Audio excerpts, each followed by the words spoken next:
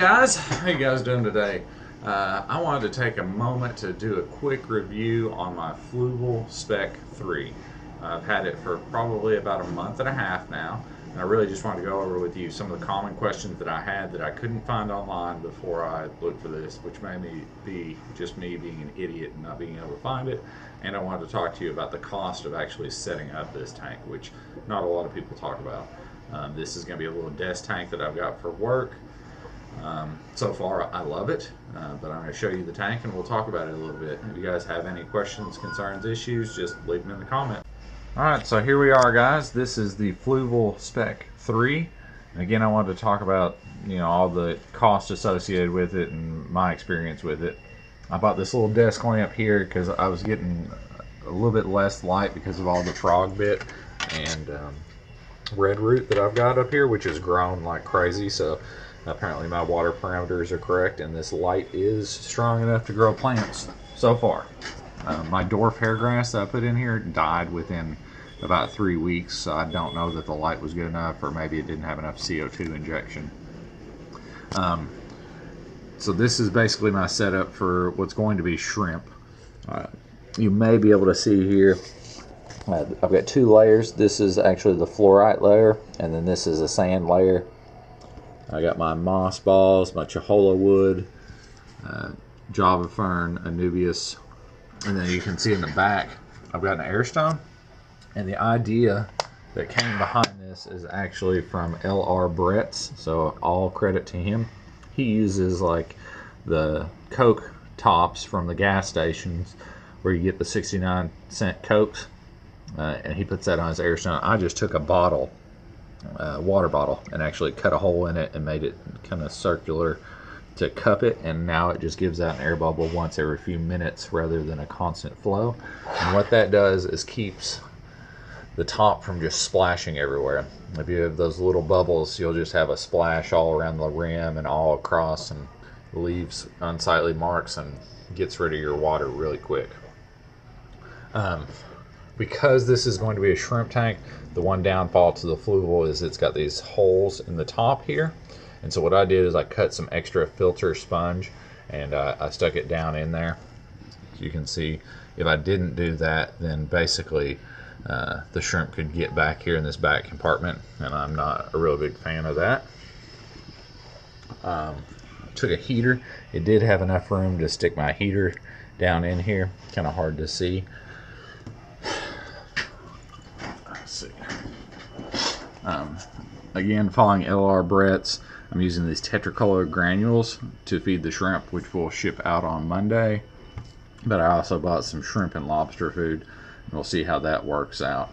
I've been cycling this tank for about a month and a half now just to get ready. I got the safe start, which I added when I first got the tank, which has got bacteria in it, which you can't see on that. I got some leaf zone for my plants, which you barely put anything in this little 3-gallon tank, according to its directions. We'll see how that works. I got the test strips because I wanted something easy to do on this tank. This is an office tank. I didn't want to have the liquid, but I guess once I run out of these, I think I'll try and get the liquid for these. Got my planting forceps, which I didn't have when I did my dwarf hair grass, so maybe I planted the dwarf hair grass wrong.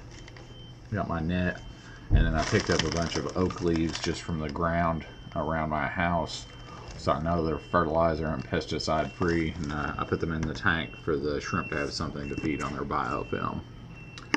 That is just river rock that I picked up at the local river. And it had a little bit of algae on it. I'm hoping to actually grow some algae in this tank. Whether that's right or wrong, I don't know. The other thing that I've got is the timer for the light, which does work with this tank. So right now you can see it. It goes from red or white to blue to off, which gives you a better view of the tank. But if you set this tank on, even though it's touch, I was kind of scared when I bought this tank that it wouldn't work with the timer, but it does work with the timer. So you get the little $5 timer from Walmart. You can actually have this light automatically come on and automatically go off at the end of the day. Okay, let's go over here. So you can see that. What I've got here, let me expand it, is I've got the cost of everything that I did for this tank. So the equipment and the price. The tank was $50. The Anubias plant, $10. I got that from PetSmart, Dwarf Hairgrass, and Java Fern. All got from PetSmart or Petco. They're right next to each other, so I go back and forth. The fluorite I got off Chewy.com. It was $17. The black sand was $5 from Petco. Air pump, $12 from Walmart. Frog bit and red root was $5 from an Etsy seller online. Thermometer from Chewy. Heater from Chewy. Food granules and shrimp food again from Chewy. Sponge filter I got from Petco, and that's just that extra sponge I put in the back. The Quit Start I actually made from got from PetSmart.